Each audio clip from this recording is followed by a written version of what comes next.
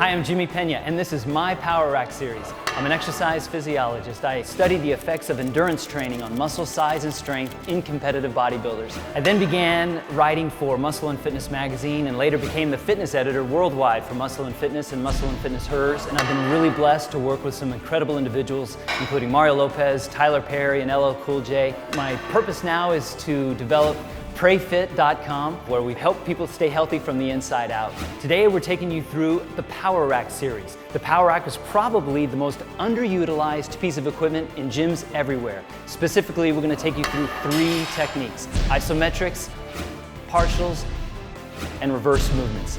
All right, the first technique we're going to talk about today is the reverse movement. And I feel the best way to demonstrate that is by using it in the squat of the Power Rack. So let's get started. So here I am standing in probably your best training partner in the gym, the Power Rack. If you haven't utilized it, I strongly urge you to. In fact, the Power Rack isn't just for power lifters and strongmen. The Power Rack is for men, women. If you're coming off of an injury or a layoff, and you're wanting to increase your strength, your power, your endurance, the Power Rack can help you achieve your best physique ever. So, in fact, let's get started. Let's start with the reverse movement, and by doing that, we're going to use the squat. So basically, during a typical squat, you start from a standing position, right? You unrack the bar, you're standing in the middle, squat works the quads, the hamstrings, the glutes, the entire upper body, and we descend, and we explode upward. Well, that descend builds up elastic recoil, or negative energy. But with reverse movements, what we do is we remove that negative energy altogether. Now, we're stronger when we utilize negative and positive force. But with reverse movements, rather than start from the top standing position, a reverse movement, we start from the hole. Much like you would during a deadlift, which is why they call it a deadlift. You start from a dead stop. So basically, you can think about a reverse squat as a deadlift for the squat.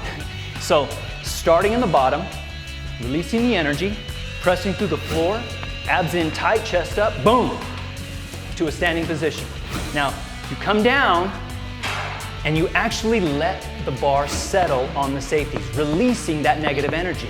And what that does is it's going to cause you to gain strength from the hole using just positive energy, which is much more difficult as opposed to combining the two together. So, press up, squeeze, come down, release the energy, because what we typically want to do is we want to just squeeze, pop, and go, but not during reverse movements. The good thing with the Power Rack is that you have different levels to work within. So whether you're taller, shorter, or you just want to work in certain areas, the reverse technique can be utilized in all various ways. You only gain strength at the angle you're working. So that's what's great about the Power Rack. They have so many different angles for you to work in that if you can gain strength at all those various angles, then you'll add up to one powerful, strong, full repetition. So, very important, release that energy in the hole on every single rep.